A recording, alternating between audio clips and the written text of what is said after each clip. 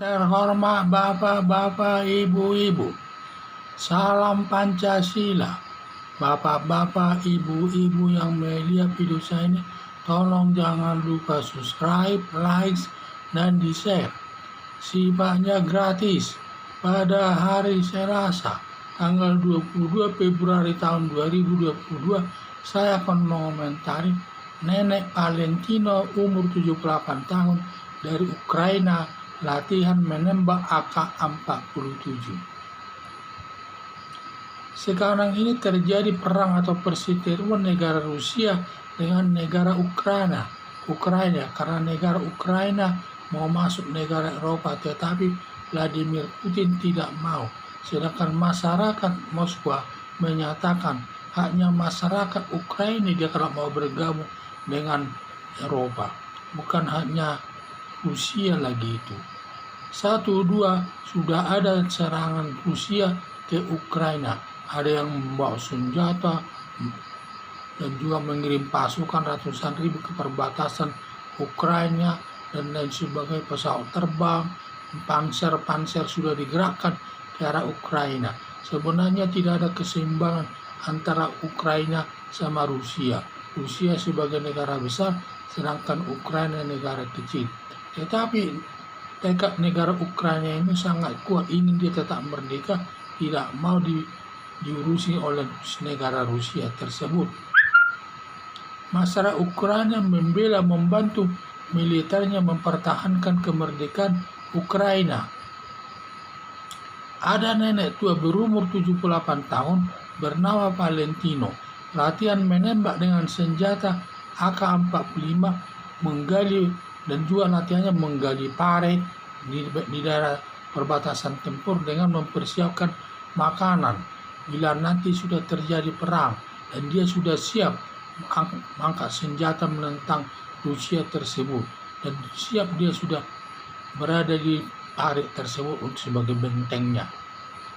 Melihat nenek Valentino bersama masyarakat lainnya begitu kukuh prinsipnya membantu militer bila ada serangan dari Rusia demi mempertahankan kemerdekaan Ukraina.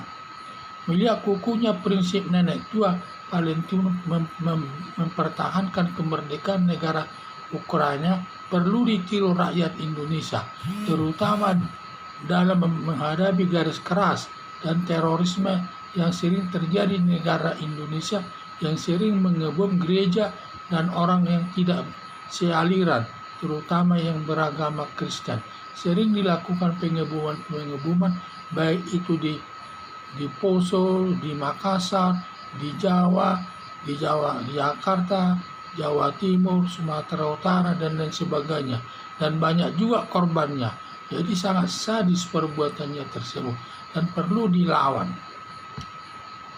Semua bangsa Indonesia pro-nasionalisme harus bersama-sama dengan pemerintah melawan kelompok garis keras seperti Hizbut Tahrir Indonesia, Forum Pembela Islam, PA212, Partai Keadilan Sejahtera, sebagai pendukung garis keras yang ingin menggantikan Pancasila dengan khilafah sebagai dasar negara Indonesia.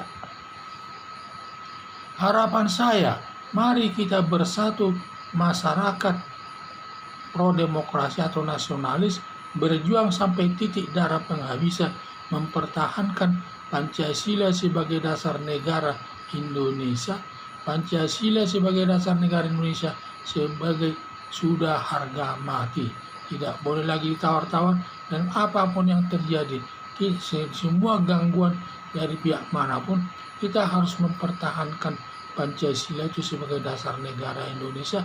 Karena ada kelompok garis keras, terutama kelompok Hizbut Tahrir Indonesia, PA212, Partai Keadilan Sejahtera, ini semua dia berfokus kepada garis keras dan ingin menggantikan khilafah sebagai dasar negara Indonesia.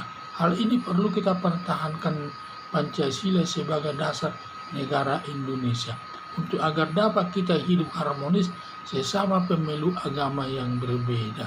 Karena garis keras ini awalnya memang dia awal daripada garis keras ini mengkafir-kafirkan dulu. Sebenarnya mengkafir-kafirkan yang tidak seagama, yang tidak sealiran. Setelah mengkafir-kafirkan meningkat lagi ke garis keras, melakukan tindakan-tindakan kekerasan. Dari tindakan kekerasan baru meningkat dia pada terorisme yang perbuatannya lebih sadis lagi. Dia suka mengebom gereja di mana yang penghuninya tidak ada yang bersalah, dan juga membunuh orang-orang yang tidak bersalah atau yang tidak sealiran, dibunuh, terutama yang penganut agama Kristen banyak yang dibunuh, dibom di tengah-tengah masyarakat tersebut. Jadi kita harus bersatu kata menghadapi garis keras tersebut. Jadi seperti pejuang-pejuang daripada masyarakat Ukraina tersebut, seperti nama Valentino tersebut, tekadnya sangat kuat membantu pemerintah untuk mempertahankan kemerdekaannya. Dan kita juga harus menirunya, dan kita harus kuat bersatu masyarakat dengan kelompok nasionalis atau demokrasi untuk berjuang sampai titik darah penghabisan mempertahankan Pancasila sebagai dasar negara Indonesia, karena Pancasila itu sudah harga mati. Sekian dan terima kasih.